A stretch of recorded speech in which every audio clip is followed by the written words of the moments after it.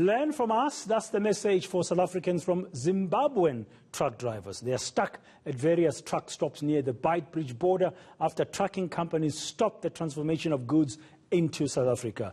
The truck drivers say similar events in Zimbabwe have left their country impoverished and desperate for investment. Well, for more on this and what's happening currently in that part of South Africa, in Limpopo province, near the border, let's talk to Lindokuhle Xulu there.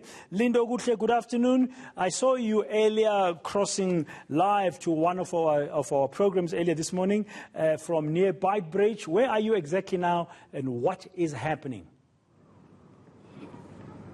Well, Praten, we are just about 10 kilometers or so from the Beitbridge going towards Zimbabwe. But I can tell you that where we are is where many of the truck stops are, where drivers find themselves.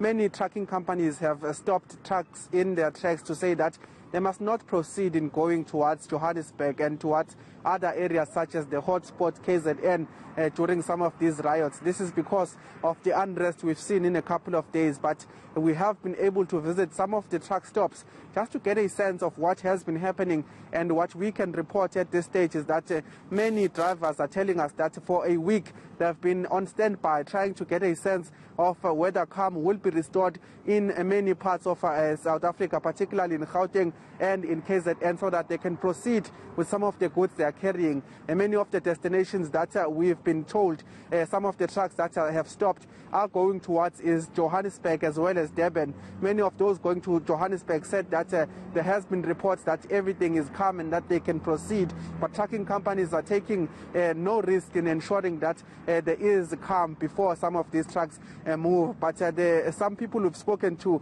are in fact Zimbabwean drivers. You'd remember that Musina in Limpopo here is just next or neighboring to some of the communities in Zimbabwe, and the truck drivers from Zimbabwe telling us that they are quite shocked at the scenes that they've been seeing coming out of many areas around Gauteng as well as KZN, and they are saying that this shouldn't be happening to their neighbors who know exactly what happened to them when they did similar things in trying to get the economy of Zimbabwe. They're saying that this is simply economic sabotage, and they are saying that South Africa should stop where they are. They shouldn't continue with these activities, and they are saying that we should learn from them. Let's take a listen to one of the truck drivers giving us their sentiments around what is it exactly that they think South Africans should learn from them, as they have experienced this and are in a dire situation at the moment.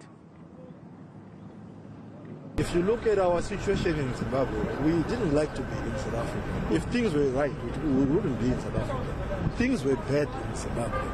The way we dealt with our situation in Zimbabwe was bad. We really understand. Even when the locals are complaining to say foreigners are taking our jobs, sometimes we feel it. We feel it because it's their right to be in their country. It's their right to fight for their country. But destroying property, destroying infrastructure, that's a waste because we don't have that. Like if I tell you in Zimbabwe we don't even have a mall, you won't believe that. But we don't have one. And then you ban a mall that took years to build, to construct, that has families being fed with that mall, and you destroy it. Where are we going? We want one mall in Zimbabwe, only one where we can go to say there's ShopRite here, there's Checkers here, there's Clicks here, there's you name it. We don't have, but you destroy them. Very, very strong words and common sense advice, and comparing, what they have and they don't have. Sometimes you can think, no, it won't happen here. As I was speaking to Brooks Spector, he was saying the big question that South Africans should be asking is not why it's happening, because who thought it might not happen? Because we're not immune to all the socio-economic problems that the rest of the world is facing, Lindokuhle, particularly now under the pandemic. Some very good lessons being shared there by those Zimbabweans. That's right, Praten. And in fact, one of the things that really struck home for me was when we were speaking to more of those drivers, one of them even described South Africa as a semi-European country, saying that for them, South Africa is as good as London and other European countries.